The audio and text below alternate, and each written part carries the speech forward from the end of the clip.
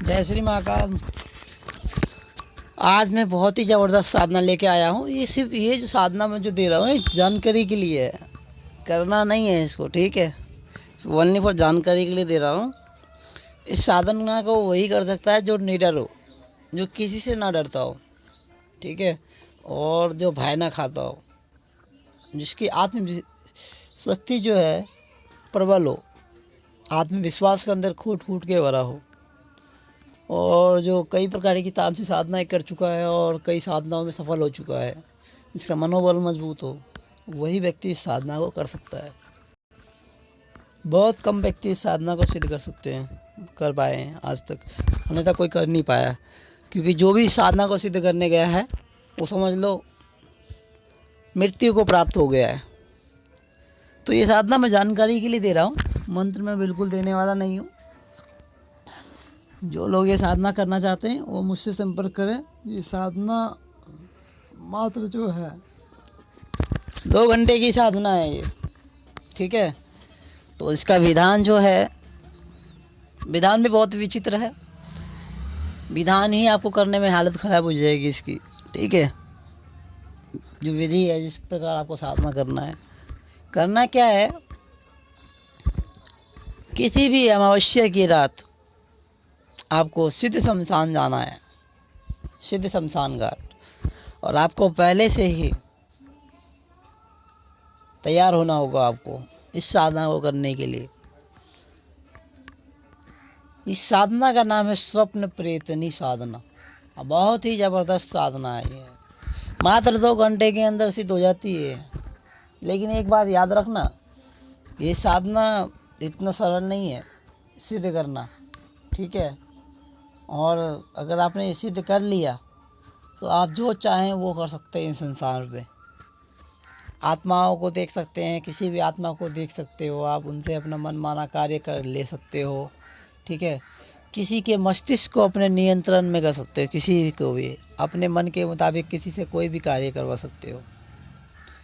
मतलब जो चाहो वो करवा सकते हो आप। यहाँ तक कि आप एक स्थान से दूसरे स्थान पर प्रकट हो सकते हो, गायब हो सकते हो, अदृश्य हो सकते हो।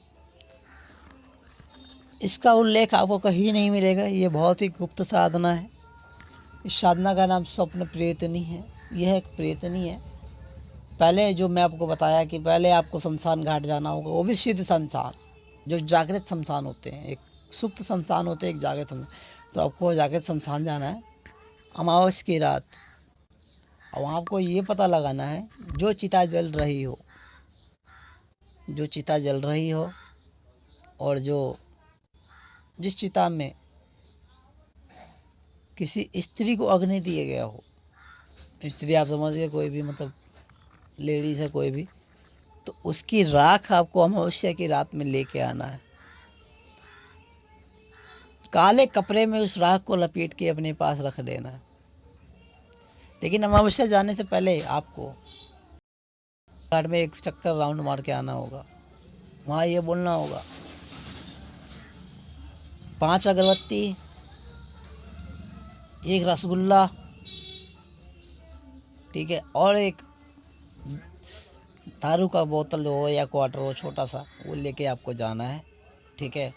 वहाँ पे चढ़ाना है, भोग दे के आना है। रसगुल्ले के ऊपर दारू गिरा देनी है, 5 अगरबत्ती जला देना और कपूर जला देना। कहना कि हे शमशान देव, मैं आपके पास अमावस्या के आऊँगा और एक राख लेने के लिए। तो मैं ये साधना क्रिया करने जा रहा हूँ, तुम वह इसमें सफल हो, मुझे आज्ञा दे। अब मैं जा रहा हूँ, मैं दोबारा आऊँगा, मुझे राख की ज़रूरत है, तो मुझे आशीर्वाद दे, मैं जो भी कार्य करूँ मैं इसमें सफल हूँ। ये क्रिया करने से पहले आपको शमशान देव का उपासना करना बहुत ज़रूरी है। शमशान देव से परमिशन लेना। आप किसी के घर में जाते हैं तो आप दरवाज़ा खटखटाते हैं ना कि मुझे ये काम है, मुझे उससे मिलना है, तो वही चीज़ है। तो आपको पहले शमशान देव से परमिशन लेना है, उसके बाद ही आप ये साधना आरंभ कर सकते हैं। तो इस साधना को मैंने आपको फ़ायदे भी बता दिए। जब आप पहला चक्कर आप शमशान में जाओगे नॉर्मल, जो आपको निमंत्रण दे के आओगे, उसके बाद दूसरे में आप वहाँ से मिट्टी लाओगे। मिट्टी लेके आने के बाद उसको कहीं ऐसी जगह रख देना, उस राख को जिसकी किसी को नज़र ना पड़े, ये बात गुप्त रहनी चाहिए।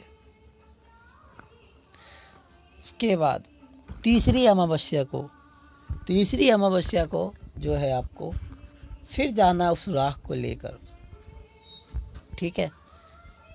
और यह क्रिया जो है 11:15 तक आपको वहाँ पहुँच जानी है और वहाँ पे आसन लगाना है एकांत देख के, वहीं पे जहाँ पे वो से आपने राख लिया था उसी स्थान पे जाकर वहाँ पे आसन लगा के आपको और उस राख को अपने आसन के नीचे रख देना है।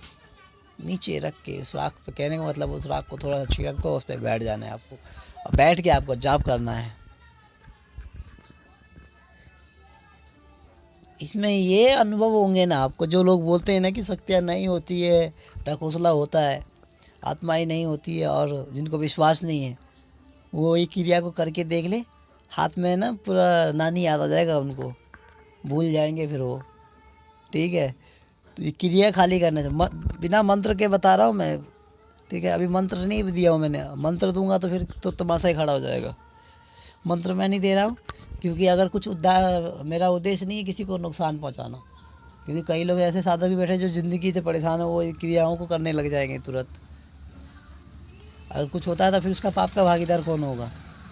तो हम ऐसा काम नहीं करते ना, और ज़रूरत भी नहीं है हमें। तो ये ठीक है, ये जानकारी के लिए मैंने साधना दी है। बहुत ही विचित्र साधना है और दो तांत्रिक पद्धति के तांत्रिक साधना है। तो इसको करने की, इस क्रियाओं को करने की भूल ना करें, ठीक है। ये जानकारी के लिए मैंने दी है। आपको पहले सर्वप्रथम 1 घंटा तो ध्यान करना है, ठीक है, स्वप्न प्रेतनी के मंत्र का, और भावना देनी कि वो आ चुकी है मेरे पास, वो मेरे पास ही है, मैं उसको अपनी दोनों आंखों से देख रहा हूँ, प्रत्यक्ष देख रहा हूँ।